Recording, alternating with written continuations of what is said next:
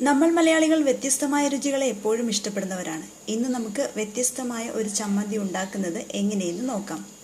Carrot വെച്ചിട്ടാണ് ഇത് ഉണ്ടാക്കുന്നത്. ഇതിനാവശ്യം ഒരു വലിയ ക്യാരറ്റ് ചെറുതായി അരിഞ്ഞത്, അരമുറി തേങ്ങ, 1 ടീസ്പൂൺ കടലപ്പരിപ്പ്, 1 ടീസ്പൂൺ മുളക് പൊടി, കുറച്ച് പുളി, ഒരു ചെറിയ കഷ്ണം ഇഞ്ചി, കറിവേപ്പില, പിന്നെ ആവശ്യത്തിന് ഉപ്പ്.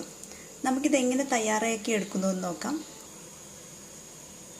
എണ്ണ നന്നായി ചൂടായി കഴിയുമ്പോൾ കടലപ്പരിപ്പ് വറുത്ത് കോരി മാറ്റി വയ്ക്കുക.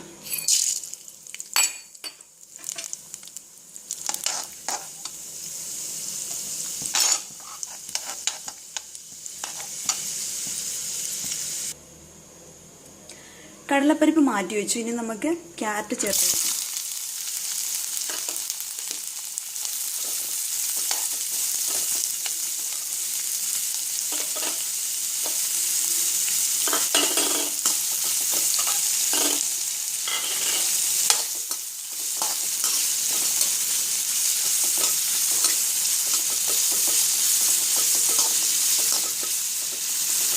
ക്യാരറ്റിൽ കുറച്ച് വെള്ളം ഉള്ളതുകൊണ്ട് നമുക്ക് ക്യാരറ്റ് നന്നായിട്ടൊന്ന് ഡീപ്പായിട്ട് ഫ്രൈ ചെയ്ത് കൊടുക്കാം. കാരണം നമുക്കിത് ചമ്മന്തി പൊടിയായിട്ട് പൊടിച്ചെടുക്കാനുള്ളതാണ്. അപ്പോൾ നന്നായിട്ടൊന്ന് ഫ്രൈ ചെയ്ത് കൊടുക്കാം. ചില ആളുകൾക്കെങ്കിലും ക്യാരറ്റ് വെച്ചുണ്ടാക്കുന്ന കറികളൊന്നും അങ്ങനെ ഇഷ്ടമാവാറില്ല. എന്നാൽ ഇതുപോലെ ചമ്മന്തിയായിട്ട് ഉണ്ടാക്കി നോക്കൂ, നിങ്ങൾക്ക് എല്ലാവർക്കും ഇഷ്ടമാവും. ഇപ്പോൾ ക്യാരറ്റ് നന്നായിട്ട് മുരിഞ്ഞ് വന്നിട്ടുണ്ട്. അപ്പോൾ ഇനി നമുക്ക് തേങ്ങ ചേർത്ത് കൊടുക്കാം.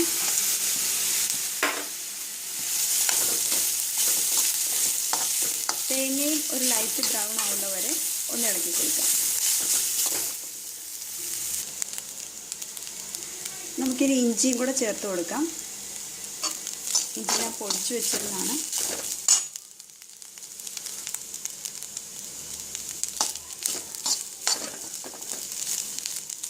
ഇപ്പോൾ തേങ്ങയും നന്നായിട്ട് മൊരിഞ്ഞ് വന്നിട്ടുണ്ട്. ഇനി നമുക്ക് പുളി ചേർത്ത് കൊടുക്കാം. പുളി ഞാൻ ചെറിയ പീസസ് ആയിട്ടാണ് ഇട്ടേക്കുന്നത്. കാരണം നമ്മൾ പൊടിച്ചെടുക്കുമ്പോൾ കട്ടയായിട്ട് വരാതിരിക്കാൻ വേണ്ടിയാണ്. കറിവേപ്പിലയും ചേർത്ത് കൊടുക്കാം.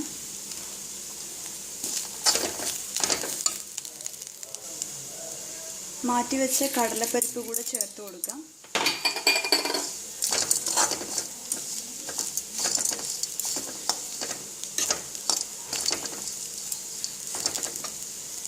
നമുക്ക് ലാസ്റ്റ് മുളക് പൊടി ചേർത്ത് കൊടുക്കാം.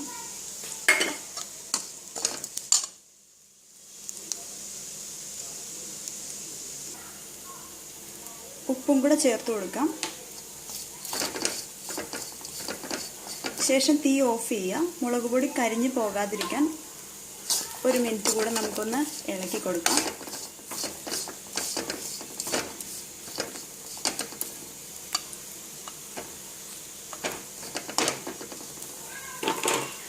ഇതിന് തണുത്തതിന് ശേഷം നമുക്ക് നന്നായി ഒന്ന് പൊടിച്ചെടുക്കണം.